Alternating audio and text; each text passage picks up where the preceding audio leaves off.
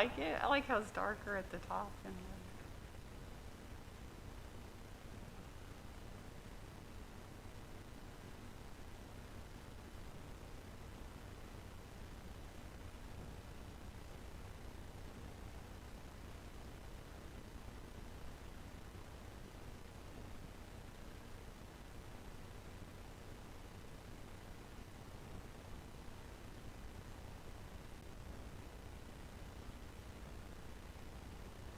You were distracted by the lights.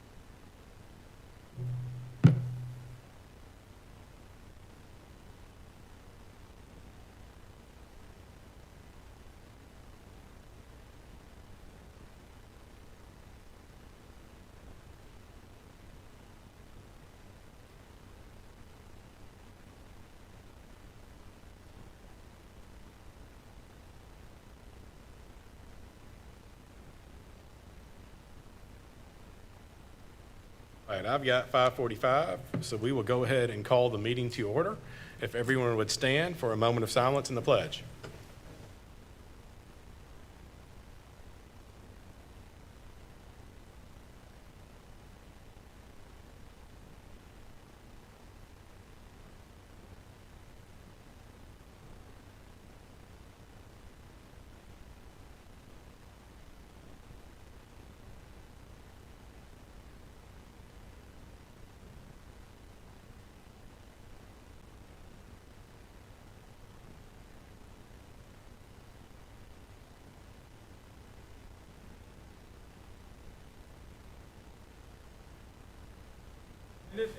Roll.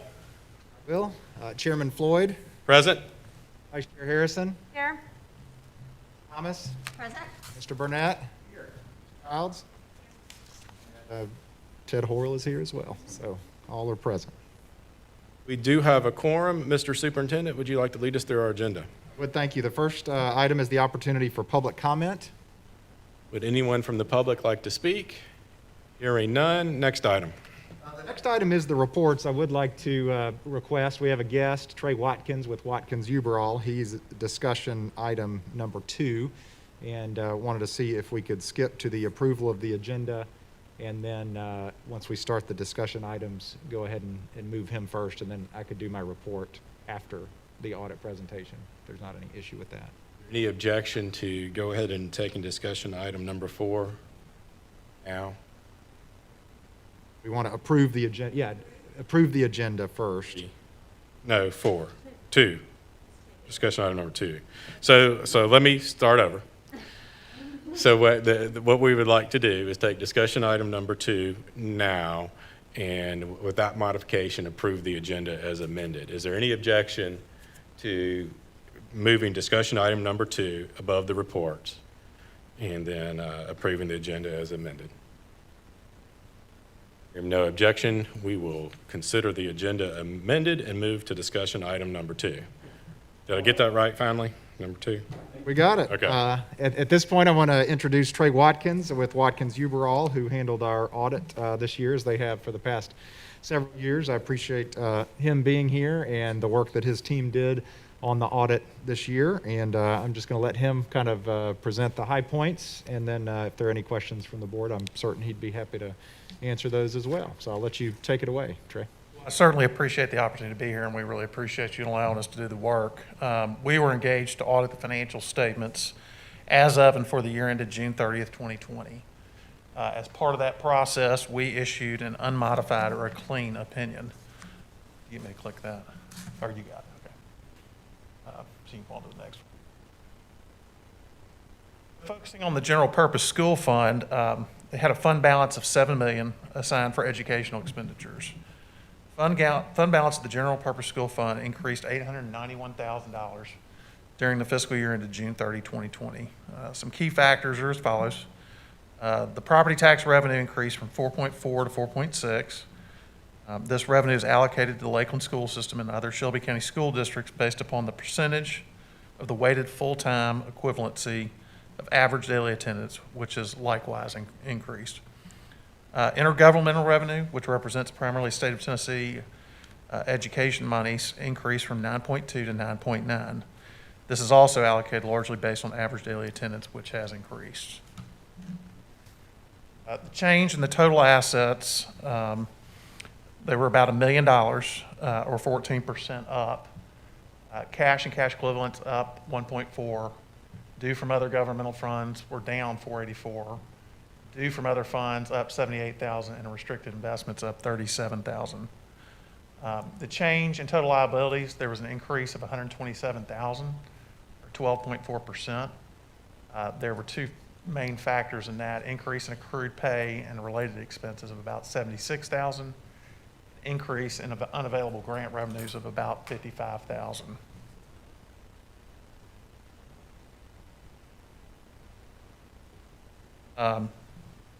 This is on the statement of revenue and expenditures and changes in fund balance. Overall increase in fund balance of 891,000. Increased revenues of about $1 million. Increase in expenditures of about 1.6.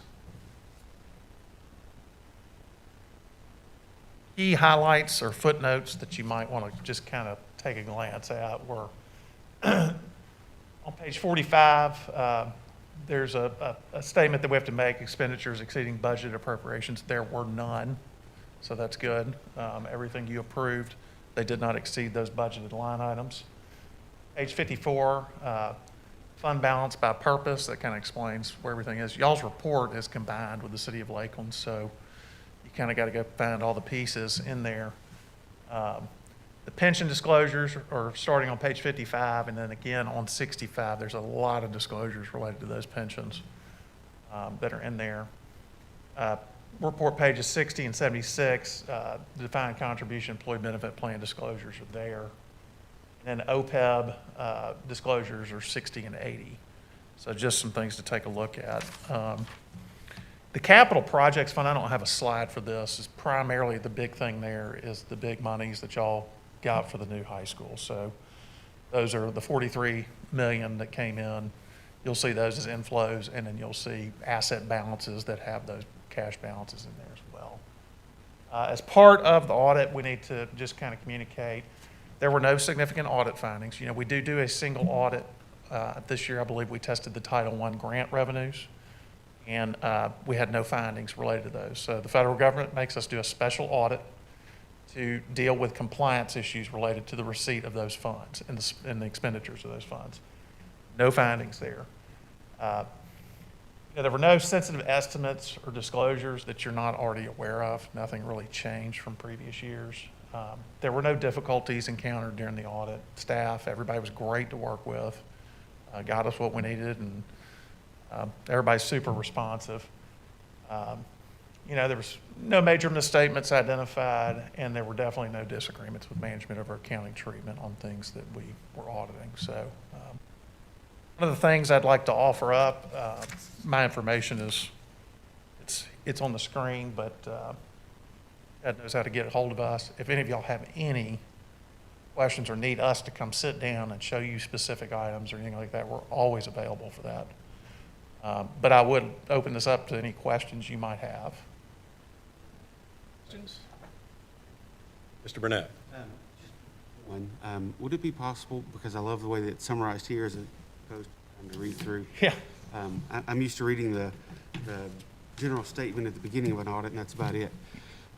I'd love to have a copy of your PowerPoint if possible. That's got it on his computer too, so he should be able to forward that. And I'll point you to management's discussion and analysis is the first part of this report. It's more of a layman's terms, talking about the year and kind of how each governmental unit did. So that'd probably be a good thing too to glance at. It's probably about 10, 15 pages at most. So that may be a good summary as well. You done your presentation to the city yet? And if Did that last week, whatever day that was. Thursday night. and if so, were you able to share the school part? I did. We shared the whole report with them, Okay. which also contains the school's financials. So they were aware of everything, or saw everything. So we presented that as well.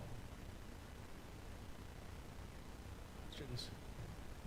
I ask this question every year mainly for people at home. Can you explain what an unmodified opinion is? Unmodified is a clean audit. That says we found nothing materially different than it should be. And so they're materially stated properly. So it's a clean audit. That means you did a good job. This is when I'll make my annual comment. This is largely, if not nearly entirely, thanks to the hard work and diligence of Jessie Rosales, our finance director. As you know, we have a staff of 2, and her accounting clerk, Amanda Kelly, was not added until halfway through last year. So, for the most of this, I contribute very little compared to what she does, certainly, in terms of making sure that things are done correctly and accurately, and keeps us out of the ditches for sure. Even sometimes when I come and say, "Can we do this?" and she says, "No, you can't, Mr. Superintendent," and I'm going to tell you why. She helps figure those things out. So I just want to say how much that reflects, I believe, on her. And if you've got any nice things you'd like to say, Absolutely. you I can. mean, and the great thing I think y'all have with your staff is they're not afraid to ask questions. So if there's something that comes up that's kind of questionable, not sure how accounting treats they reach out, ask the question. Usually the problems are headed off before there's even an issue. So Jessie's always very well prepared, very receptive to the questions we ask, and it's just wonderful to work with. So I really appreciate your staff. Definitely makes our job easier. We certainly appreciate you. You're great to work with, and we thank you for your time, effort, and energy. And then one of the things that we take very serious is the fiscal responsibility this board and the system has, and Dr. Hull has. So we're glad that you're involved, and we trust your firm, and we appreciate what y'all have done for us. Very much. Okay. And like I said, my number's in here. If y'all have any questions or something comes up later, feel free to call me anytime. Gets it. Thank you. Thank you. Thank you. Good evening. What we typically do at this point is accept the report. Is there a motion to accept the report? We have a motion. Is there a second? Second. We have a motion and a second. Any discussion on this item? Hearing none. All in favor of accepting the audit report, say aye. Aye. Any opposed? Motion passes. Next item. Next item, if we can, we'll circle back to the report section. Mr. Chairman, you've already kind of welcomed the group, I guess. Is there anything you'd like to add? Welcome. Happy New Year. We're expecting big things from 2021. glad that 2020 is behind us, and hopefully we'll have a very, very positive year. And we thank everybody for bearing with us as we finished last semester and starting a new semester and move forward in these times that hopefully are beginning to get back to some sense of normalcy. Right, next is the TLN representative update. Tomorrow, the 112th General Assembly reconvenes, and Governor Billy has put education in the forefront. So, a report next month as to what's going on. And also, just as a note, I called TSBA today. They're still planning a face-to-face legal and legislative institute. And when I contacted legislators, they were unsure if they would be seeing us, hosting us in person or not. So that piece is kind of on hold at this moment until we find out if they're for sure meeting in person or they're for sure canceling or electronically meeting, and then how we'll go about scheduling to meet with our legislators for our agenda. Also note that our legislative agenda was transmitted to every member of the Tennessee delegation, and got at least a couple of kind of feedback calls on that. So appreciate everybody's work on that, especially Ms. Childs. Thank you. All right, next is the superintendent's report. I do have a few things that I wanted to share with everybody. First of all, the 3 days of planning that the board approved at the end of last semester to allow the students to stay out 3 more days and hopefully reduce the spread of the virus, but also to give the teachers that time to plan, was extremely well received. I got a tremendous amount of positive feedback, both verbally and in writing. That was the report from the principals that certainly allowed, which was one of the goals, allowed the teachers to maybe not worry quite so much those last few days of the break and come back and get some time to get their bearings and be a little more refreshed when the kids came back, and then get a short week last week and then hitting it strong this week. But I know they're already looking forward to having Monday off as well. And then after that, it's a bit of a little stretch there before the next break, but it was very much appreciated by many, and several made a point of saying thank you to the board for that as well. So I certainly appreciate that. I did want to share a little bit of a data retrospective on the first semester in terms of COVID-19, and just a few case numbers and some context with the rest of the county. I continue to believe we had a very, very successful first semester, both academically, but from a public health perspective. I think our teachers and parents and staff did just about everything that they could to make this thing work and to keep schools open, which was the goal. So as of the last day of school in the first semester, Lakeland Elementary School had 9 total student cases, and Lakeland Preparatory School had 18 total student cases. And that kind of reflects what we tend to see, or have tended to see more as they get older to middle and high school.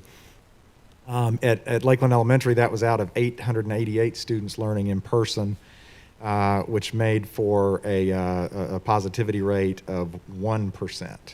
So that was a 1% positivity rate at LES. At LPS, 18 of 719 students made for a 2.5 positivity rate. The total K-8 positivity, 27 out of 1607, was 1.7.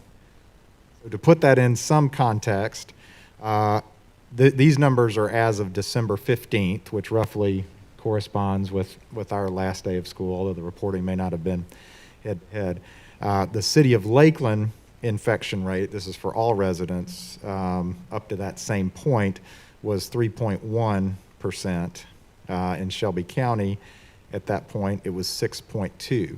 They do a statistic that's school-age children, that's 5 through 18, and these are all health department numbers, by the way, the ones after the ones I gave. The school-age children 5 through 18 for the city of Lakeland was 1.4%, and for all of Shelby County, the school-age rate was 3.2%. Ours does not include, obviously, the high school students. I didn't have access to that. But to me, what this says is that the fear, obviously, was folks that open schools were going to kind of add to a skyrocketing rate of infection, and that being in school was going to spread more to the adults and amongst the kids. And we've been monitoring this very closely, and statistically, and fortunately, and this has been acknowledged by the health department as well, I think what we've seen was that was not the case. That for the most part, when community cases rise, school cases rise, and there doesn't seem to be a relationship between the two. The fear was school was going to drive the community cases, and if anything, I think what has happened in the community obviously does bleed into the schools. We can only, protect folks, during the time that they're in school. So I just want to say again, and I want to commend the leadership at the schools and the staff member at the schools for taking these things seriously. I want to thank the many parents who have taken this seriously and worked with us, and the fact that we've been able to have a quality academic school year for an entire semester is really remarkable, and I think it kind of defied expectations in a lot of ways. I'll also say that the numbers are, most of those numbers were from the latter part of the first semester. So we are not out of the woods, as I've said many times. It's not a victory lap. We're going to continue to monitor and communicate and quarantine as necessary. But the goal is to keep schools open, face-to-face learning happening to the extent that we can, and go from there. But I did think that context might be helpful for everybody. Other things? Any questions on that, I suppose? Ms. Childs?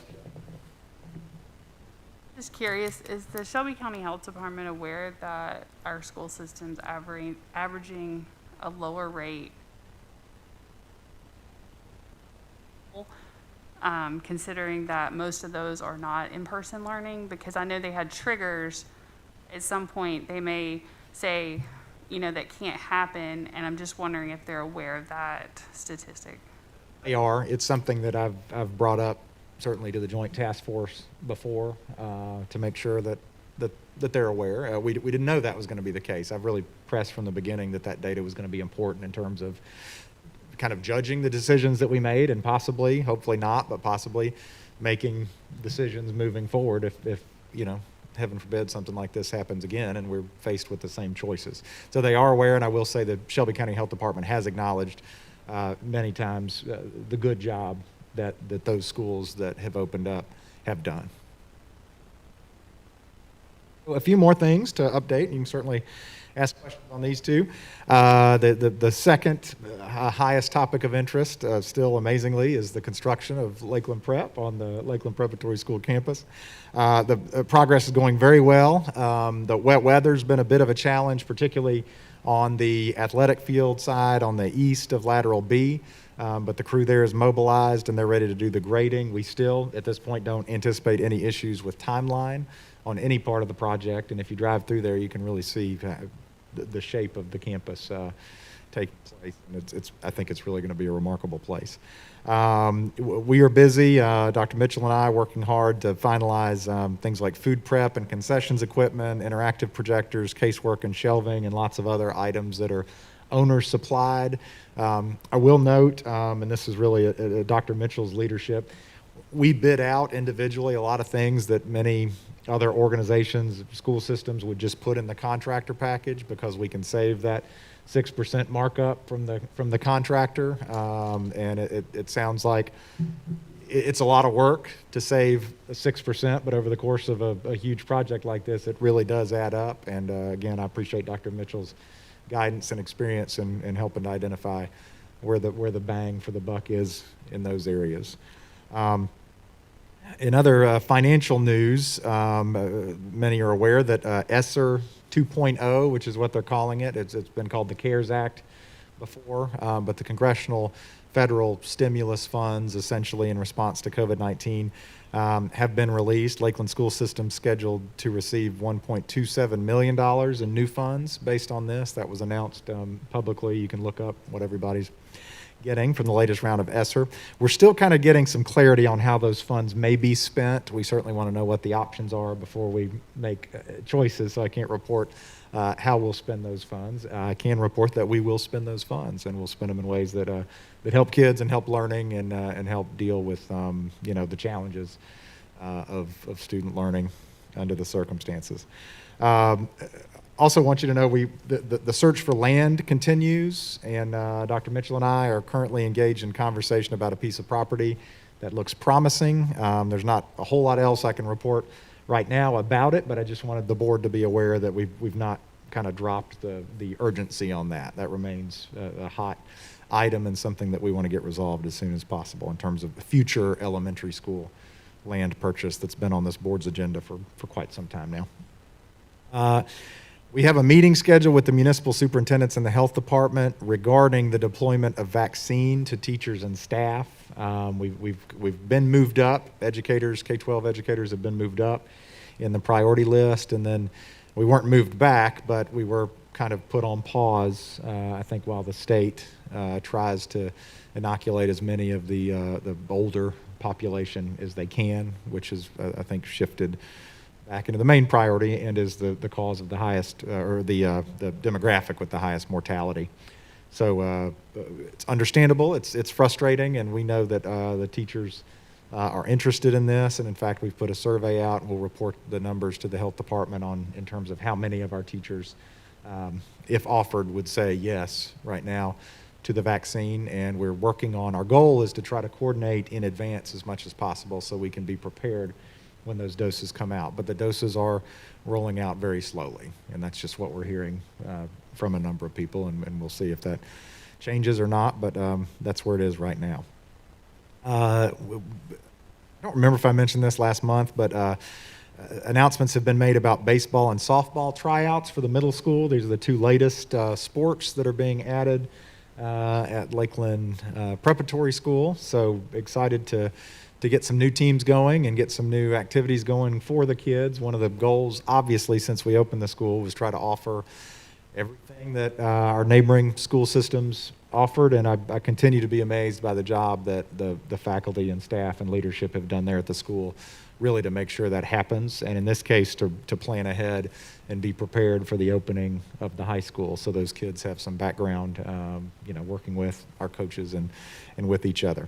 I did want to make a note about the this year's budget. Michael Walker with the City of Lakeland really took it upon himself to update the presentation of the budget. There's quite a bit of information. There's more narrative explanation than there has been in the past. There was a focus on clarity, and he basically followed the standards of the Government Finance Officers Association. And Ms. Rosales and I, actually, on this one with the writing, worked real closely with him to make sure that they could meet that goal since it was a combined budget. And pleased to announce that this budget received the Distinguished Budget Presentation Award from the Government Finance Officers Association. So nice feather in the cap of for the city and the school system. But Michael Walker really led the charge on that with the city finance director. And that concludes my report. Questions for the superintendent? Ms. Childs? Going back to Lakeland, the high school construction, at some point, there was made mention that the Shelby County government, that schools that do construction projects could get funds for that. Did we ever find out about that? You mean the ESSER? No, I think there was some talk about the Shelby County government that funds the schools in the county, that if you're doing some type of building project, that there could be funds for the school, but they were very unclear about what it would actually be.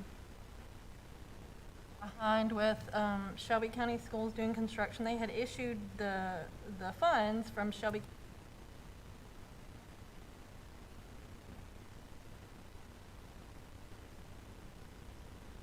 Oh, you're fine. I'm not really sure how this is supposed to be. Anyways, so it was back when Shelby County Schools was not doing the draws, but Shelby County government had approved it in the budget, and they had finances available, so they were going to potentially give the municipal schools or whatever with our projects funds, even though Shelby County Schools hadn't taken draws on on projects yet. So that was. Yes, and Good, the yes. ESSER made me think of it, even though it's a totally separate thing, but that's what. We actually, we were able to resolve that. The municipal systems in particular did a lot of advocacy with the Shelby County Board of Commissioners, and thanks to their finance department, the cooperation of their commissioners, we did come up with a new system that allowed us to receive the funds in advance of Shelby County receiving them in regular increments. And we have been taking advantage of that and been able to put quite a few Shelby County capital funds towards this project, and in fact, others in some cases. So that it's a much better system. So yes, thank you for asking, and that's a good update for you guys to know. That system is working really well. Further questions for the superintendent? Hearing none, we'll move to the next item. The next item I also want to note is the second part of my report. The December financial summary is posted. I don't really have anything to say about it. It's moving as scheduled. There's no areas that are of concern or really of note, but it's certainly there for your review and the public's review if anybody would like to take a look at that. Questions on the financial summary? Hearing none, next item. Next item, as we skip down and move back into the discussion items, the first item is the approval of minutes from the business meeting of December 14th, 2020. Is there a motion to get this item on the floor? We have a motion. Is there a second? Second. We have a motion and a second. Any discussion on this item? Hearing none, all in favor of approving the motion, say aye. Aye. Any opposed? Motion passes. Next item. Get the mic to pick up. The next item is discussion action on FY 2021 OPEB contribution. Is there a motion to get this item on the floor? We have a motion. Is there a second? Second. We have a motion and a second. Dr. Horrell, would you like to speak to this? I would. Thank you.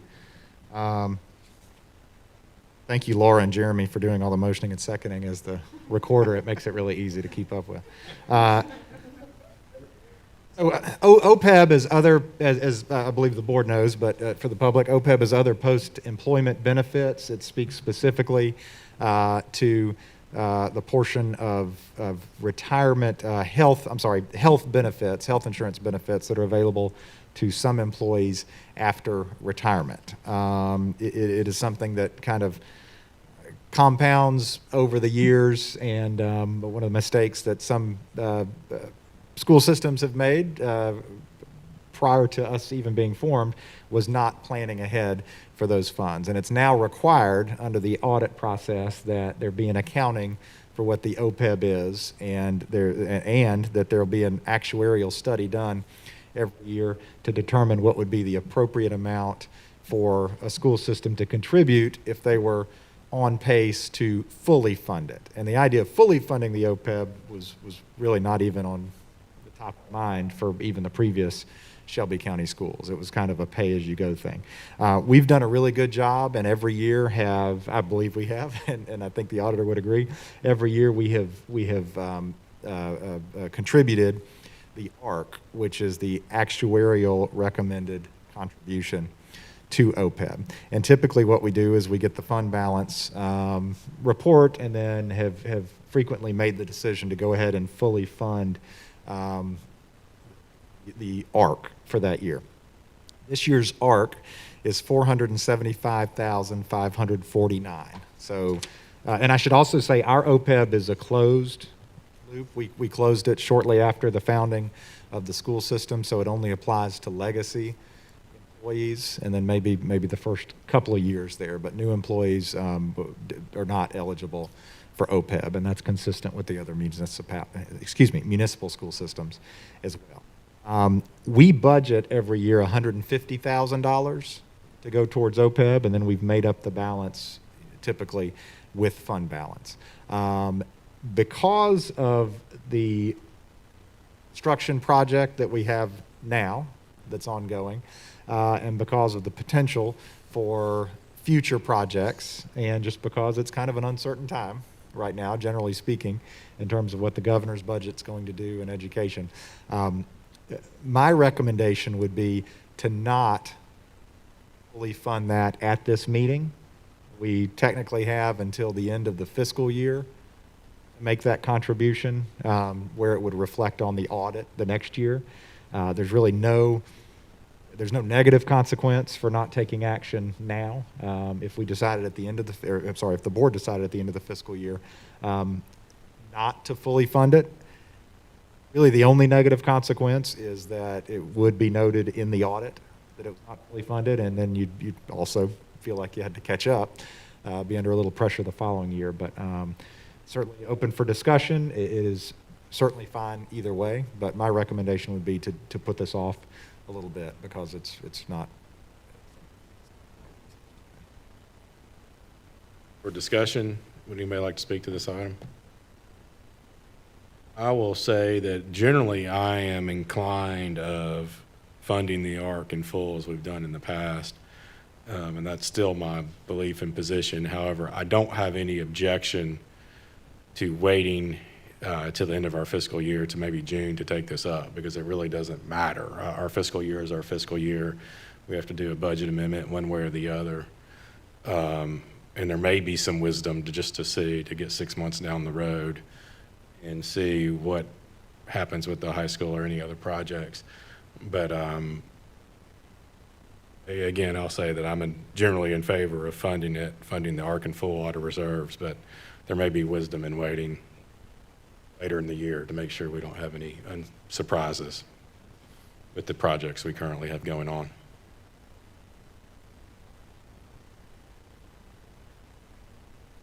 I don't know how to get this, like, can you you can't push the button. Got it now. It just takes Okay, so the thing that I will add to it, I think in addition to the projects, I don't think, we're in a very uncertain time. We don't know what tomorrow's gonna bring pandemic-wise, or next week or next month, so,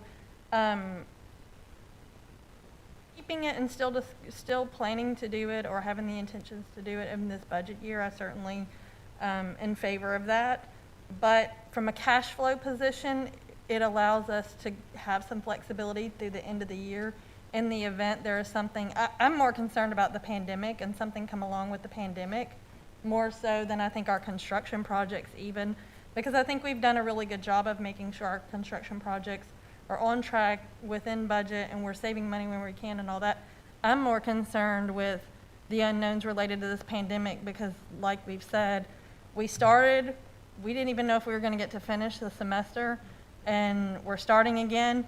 We don't know what May is going to look like, just like we started a year ago in January, and we were done in March. So from a responsibility standpoint with the pandemic and so many unknowns, I prefer to, from a cash flow position, keep the money in the account until we feel comfortable at the end of the year, still within our fiscal year, but feel comfortable at the end of the year that there's nothing going to come up pandemic-wise that we just absolutely have to have this money for, because at this point, I don't think any of us have lived through a pandemic except for this one.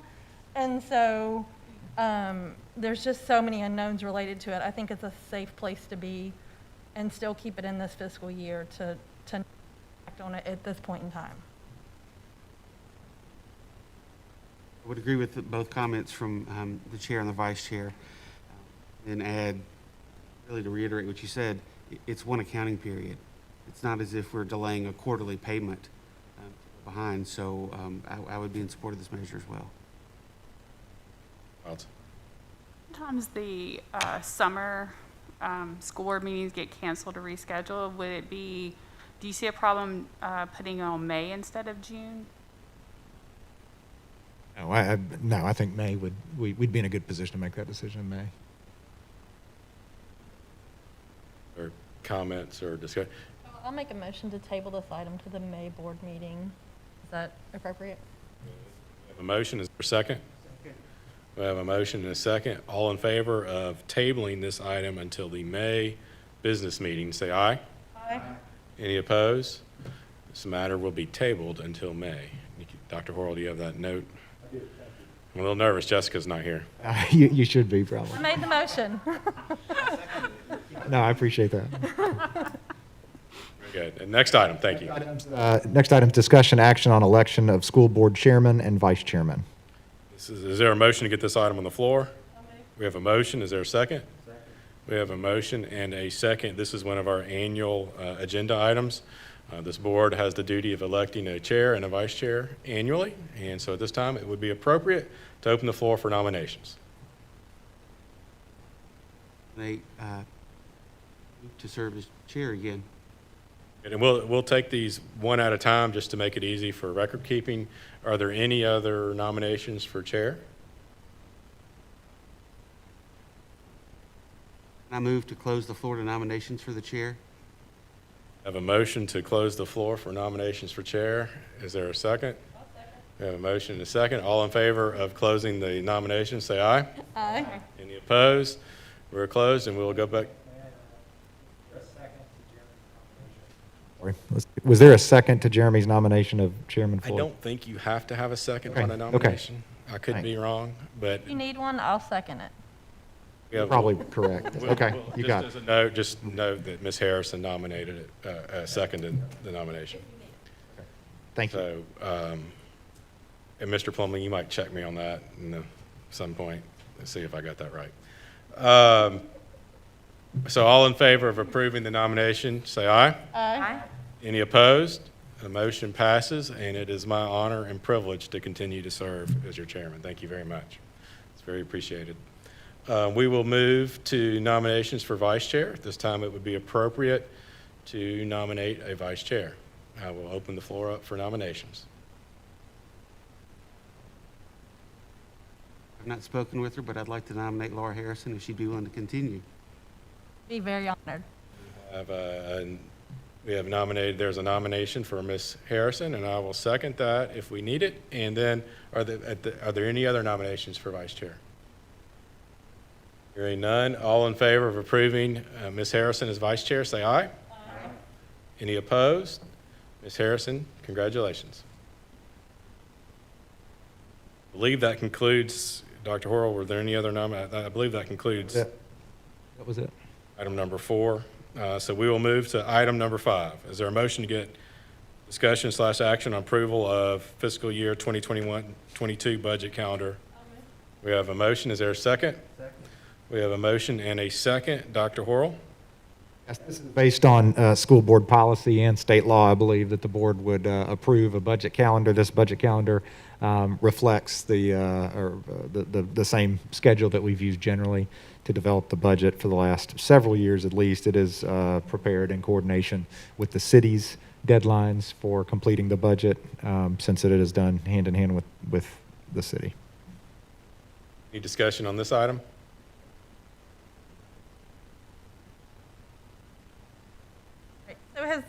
So there it goes. Okay, I'm trying to make sure. So has the city set these dates, and these do line up with their dates that they're planning? Okay, I just want to make sure that. Yeah, we touch base with them and develop it with them. Any other discussion on this item?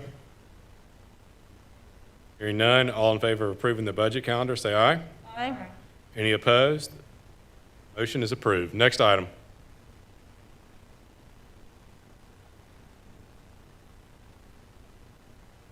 Okay, the next item, item 6, is signing of the code of conduct by board members.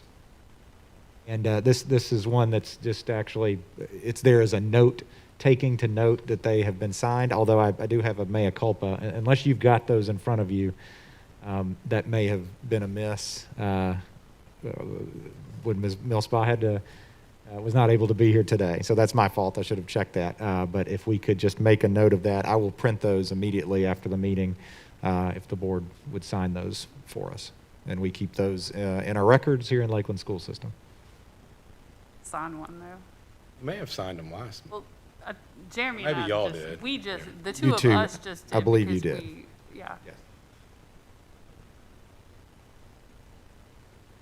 We'll, why don't we just, there's no requirement that this be done tonight. Why don't we just carry this item over to February? Would that be okay? And you can print Yeah, that'd be fine. any object, that way you won't In have to February. stay after and print. We don't. Okay, it wouldn't take very long, but yes, I Any agree. objection to that? We'll just carry this item over to February and take care of it then.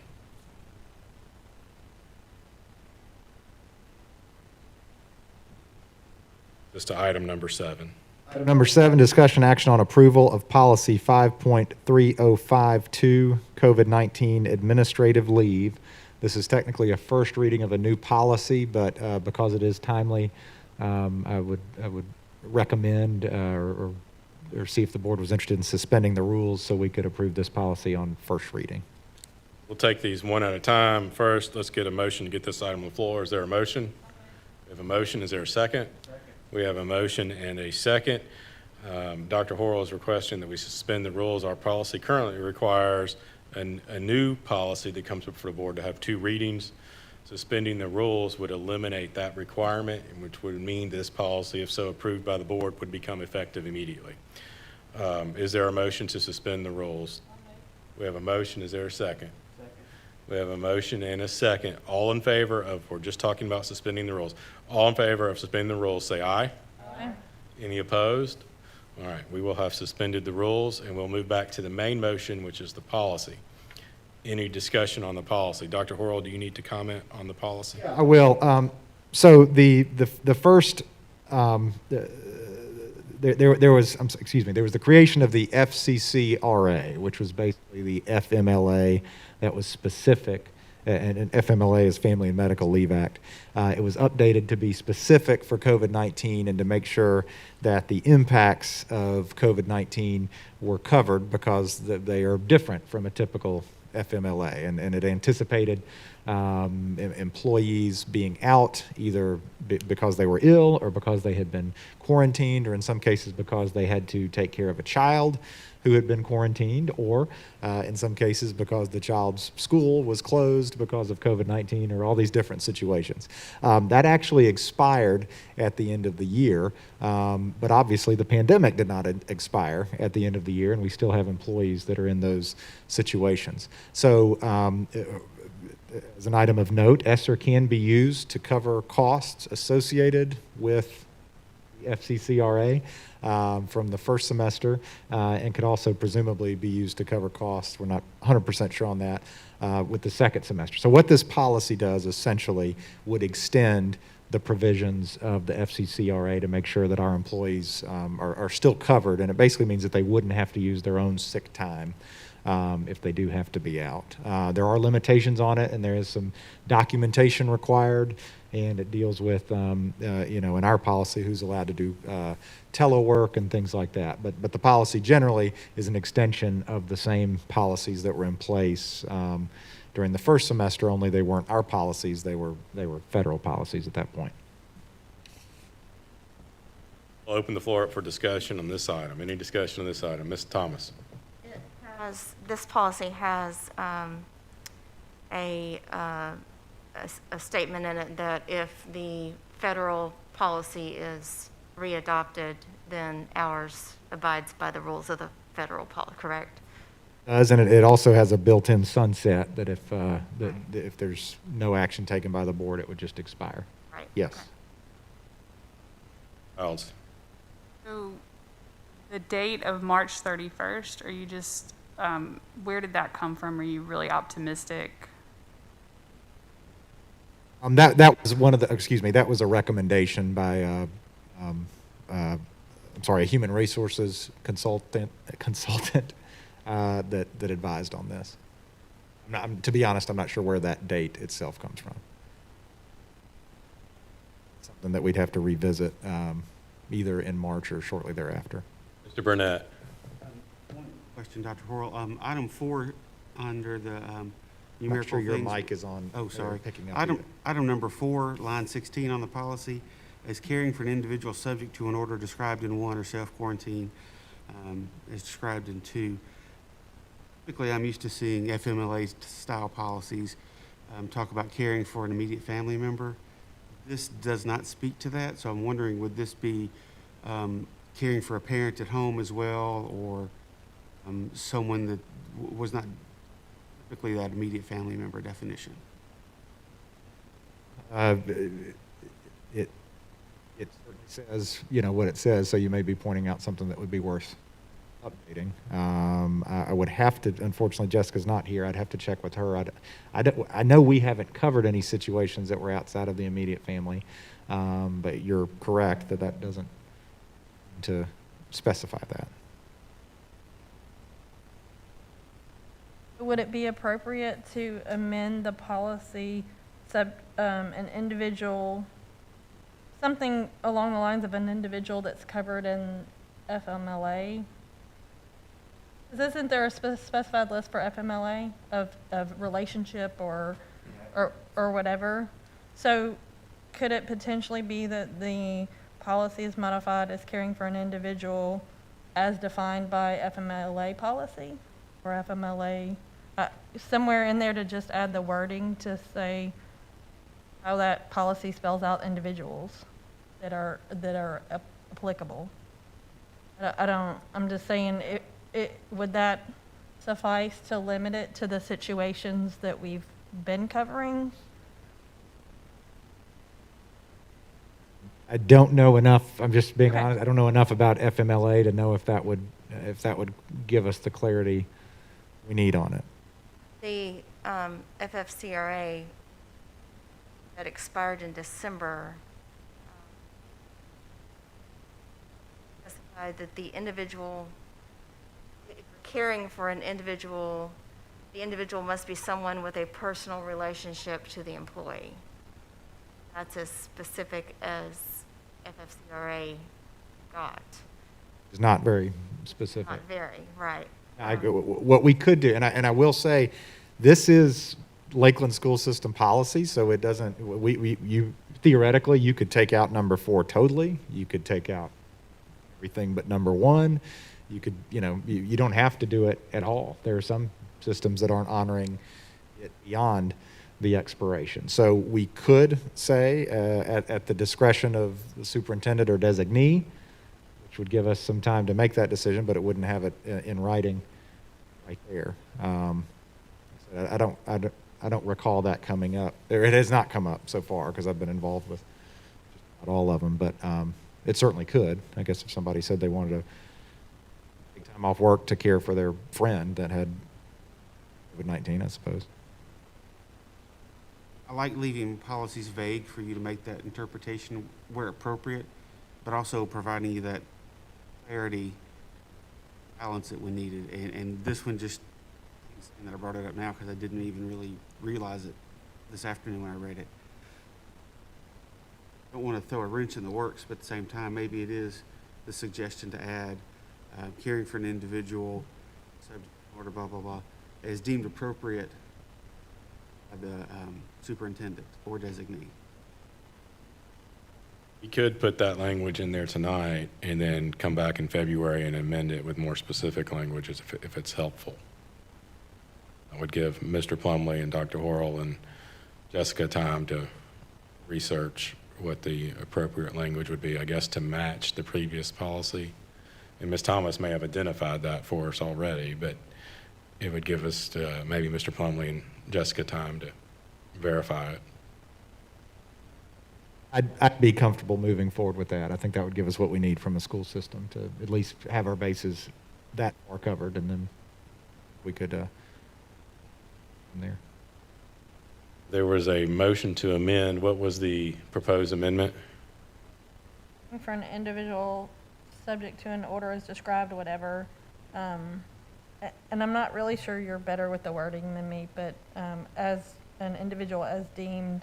I think Mr. Burnett said as deemed appropriate by the superintendent. I'd said perhaps at the discretion of the superintendent, but. Or you could say as defined by the superintendent or designee. I hesitate to use the word appropriate because that's a. Why don't we say discretion?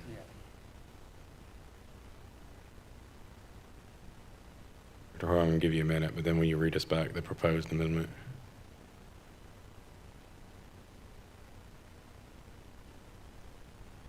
It's all being done with the idea that we'll further clarify what the appropriate wording should be.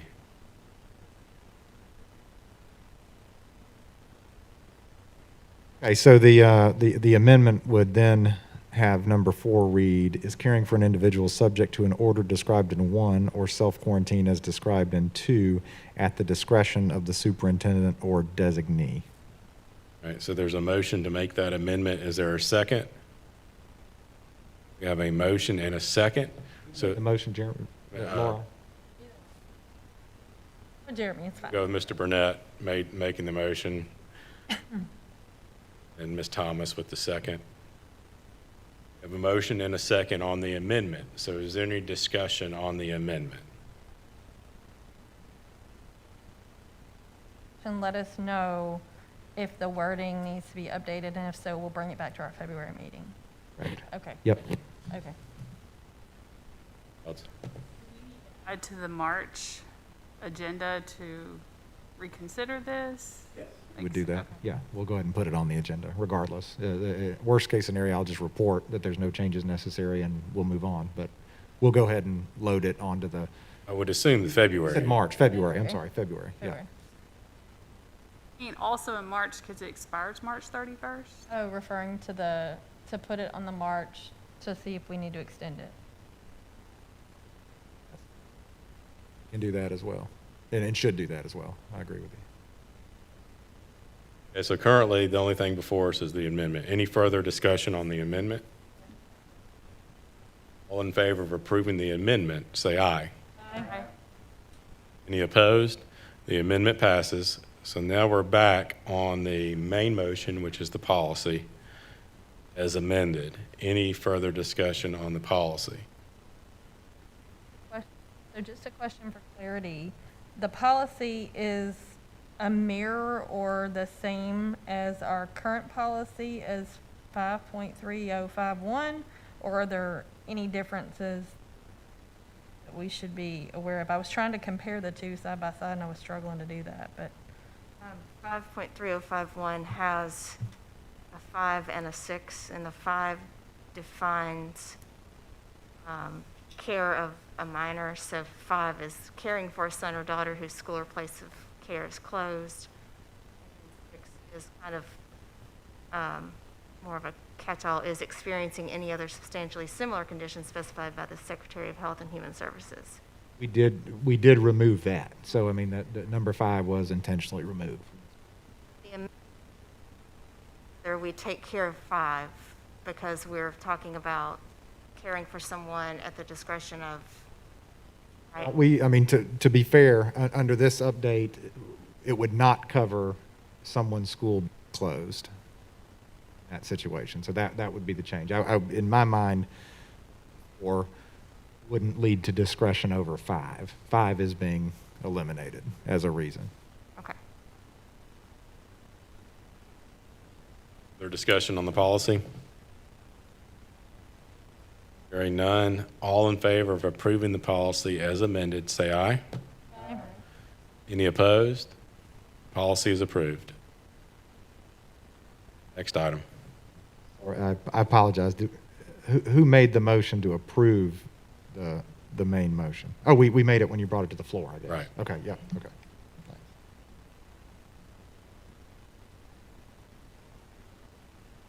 Sweating down here. All right. Next item is a review of policy manual, section 2, which is just a placeholder and an opportunity to review policy from section 2. There's no action necessary unless there were recommendations. Okay. Good. Again, as always, any board member can bring up a policy at any time, but this is not an item we have to take action on. So having said that, we will move to the next item. No further items, Mr. Chairman. Are there any announcements?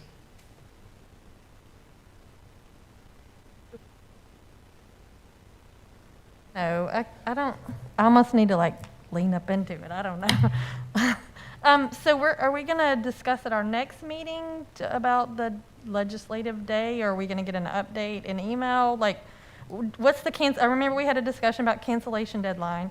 And if there were going to be penalties related to that, we wanted to make sure we canceled before any penalties related to that. Can you find out what that date was or remember what that date was? I don't remember it, but I know Jessica has you may have it. I have it. It's, I hate this, not an announcement, but yeah, it's February 1st. But of course, as the lady told me over the phone, obviously if at any point after that they cancel it, then you would, have a refund. So I guess if they continue to say it's in person, then we would have to make a decision who wants to go by the end of January. But she said that as of this moment, the hotel can keep everyone spaced apart and that there's a special permit, because I asked the gathering of 10 by Governor Billy's executive order. She said that does not apply because there's a special permit. She said at this point, it's just if the city of Nashville decides it's not appropriate for whatever reason. So for clarity, if the case, let's say a board member decides for safety reasons or whatever their reasons are, that before, they just need to let you or whomever know by the January 31st deadline that they just don't feel comfortable going to the gathering or confirm, or is that, And okay? I know Ms. Millspaw had that, you know, as a reminder Okay. for that deadline, and she'd most likely reach out to everybody prior to that. Now, you have the option of deciding at any point between now and then, even if it is in person, we're not going to go. So, I mean, some of it has to do with their decision, some of it has to do with the decisions of the board, certainly. I don't know that the legislation is even sure we would, even if we go, you know, it was a little different last year. It wasn't day on the hill, and we were still able to meet with legislators, but even if they have it, that doesn't guarantee you would be able to schedule appointments with your legislators either, because I did ask one of them, and Kevin Vaughn said, I have no idea. So. Are the legislators open to Zoom meetings for, like, where we could sit in a room like this or the conference room and have a ability to have a Zoom meeting with them or online meeting with them, whatever? I'm sure they would. And I'd asked, I had talked to Dr. Horrell about that, and we can certainly, I can certainly schedule that, and we can do that. We were kind of still, the last time we talked, we were in a holding pattern on what was going to happen with this, because if they decide not to have it in person, I don't know if they're going to decide to do some kind of electronic meeting or just cancel it altogether. And they don't know either. Most likely, if they don't have it, they'll probably cancel it, because I don't think they've made, but I don't know. Let me just say that. They canceled the convention, so I don't know what they'll decide to Nothing do. precludes us from later asking if we can meet with our legislators as a board. And we Right, could yeah. just do that whether they have it or not. Especially once they get rolling and we can see where their legislative agenda is heading and what points of emphasis we feel like we need to make with them. Just completely to be transparent for me on the record, and I would tell anybody this just personally too. I'm struggling with the whole going, and we're telling our students and our teachers and everything, they can't go on field trips, they can't. So I'm really struggling with me as a leader of the school system with saying, or NTS, you know, that we have a policy here. It's not necessarily a policy across state, but it is a policy here. I know we need to get in front of legislators because there's a lot of things we need addressed related to the pandemic or related to the schools. So I'm really concerned about going when we tell our students it's not the safe thing to do and tell our parents it's not the safe thing to do. But I also don't want to lose the opportunity. That's why I ask about the Zoom meetings and how do we get in front of them and still get our priorities heard in the best way possible, in the safest way. That's part, and you are correct. Lakeland school system is under a travel ban. There is not any travel allowed for any other organized group in Lakeland school system indefinitely, and there has not been since March. So that is accurate. Secondly, just as a reminder, and Michelle said it, this is not, you know, this conference is not the Meet the Legislators conference. I mean, that's the Meeting the Legislators starting last year, was something that this group did independently, and it is an independent thing from attending the Legislative Learning Conference. So certainly not doing one does not preclude the other from happening, certainly.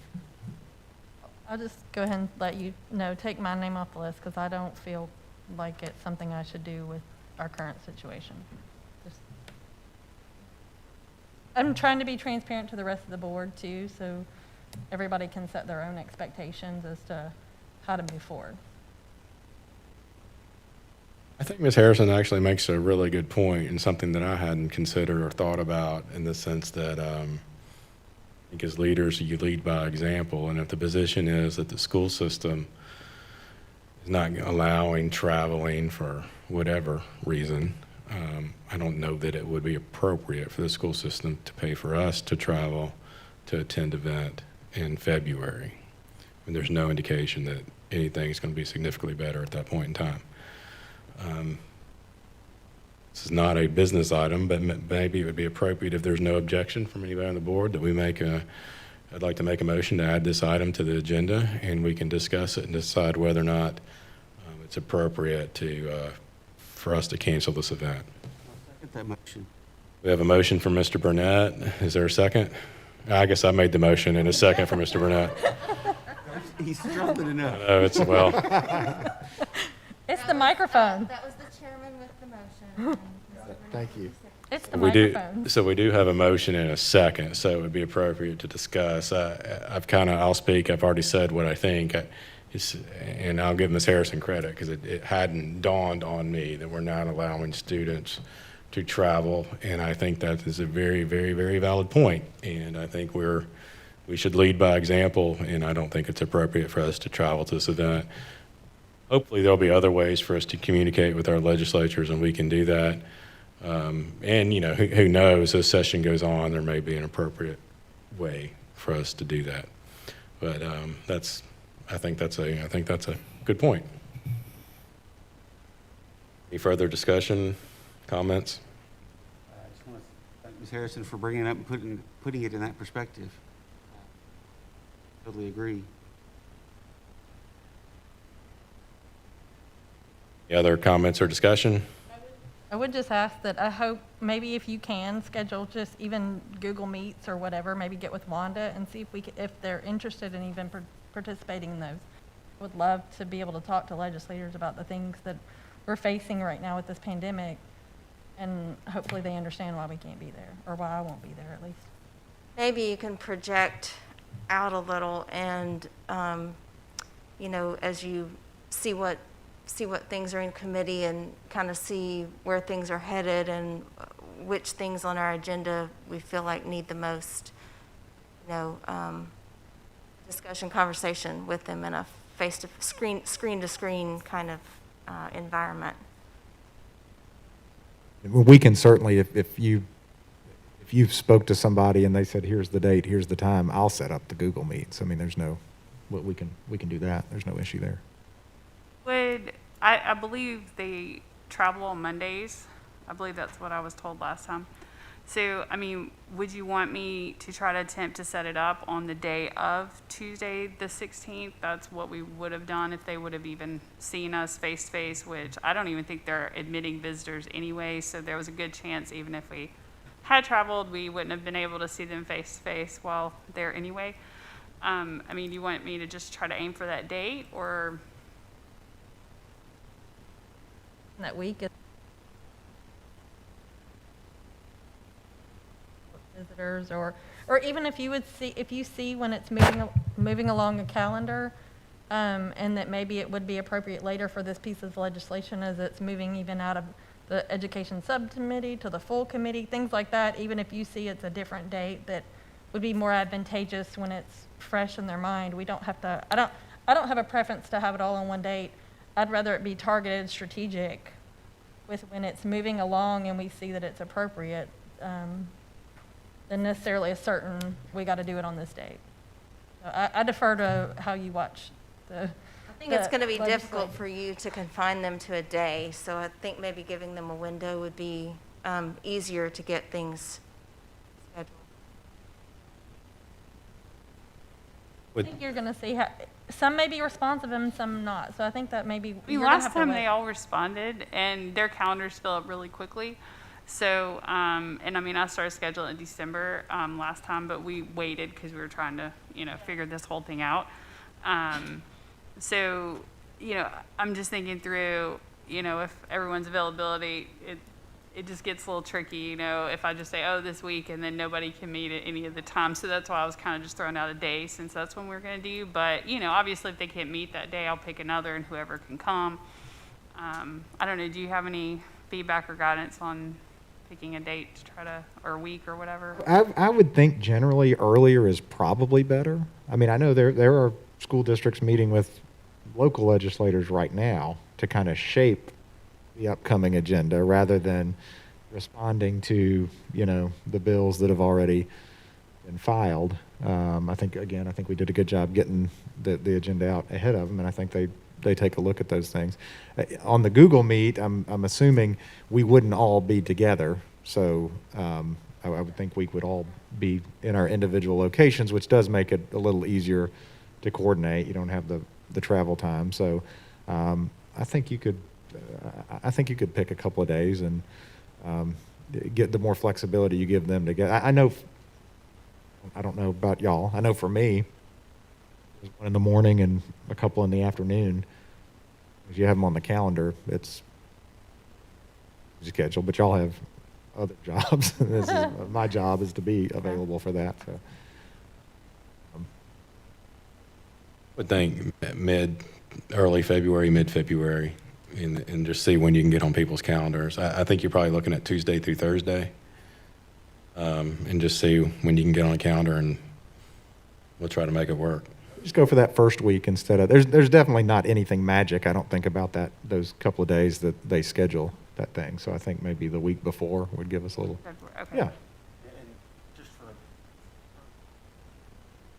you have a conference the 16th to the 19th, virtual, so if we were to have driven, I would have been on my phone. We'll drive back. And if we did actually do earlier in February. Okay, I'll try early February in the middle of the week. You want to be clear that while we're canceling physically going up there, the goal is still to meet and discuss items that are important to us. We do. I just want to make sure that, yeah, Okay. thank you. But I just for the record, I want to be clear that we're still planning to meet and discuss these topics with our legislatures to let them know our opinions on potential bills as they move forward. All right, having said that, if there's no further discussion, we'll vote. All in favor of, and we're voting to cancel the Day on the Hill trip. All in favor of canceling the Day on the Hill trip, say aye. Aye. Any opposed? Motion passes. Thank you, Ms. Harrison, for bringing that to our attention. No problem. Any other announcements? Mr. Burnett. January 19th, sorry, next week is Taco Tuesday. Lakeland Education Foundation is doing another event with Moe's. Thank you. I can see it, but I couldn't say it. Love Moe's. So, Anyone can support that. It's a great experience. I think they're doing a pickup this time in front of Nutrition Spot. Other announcements? Hearing none, is there a motion to adjourn? We have a motion. Is there a second?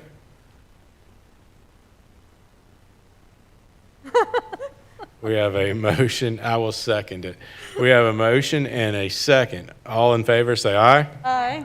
Any opposed? Motion passes. Roll Tide.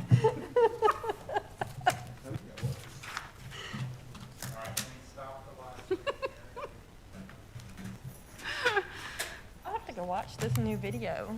So it's that, is that? Yeah, you can see the whole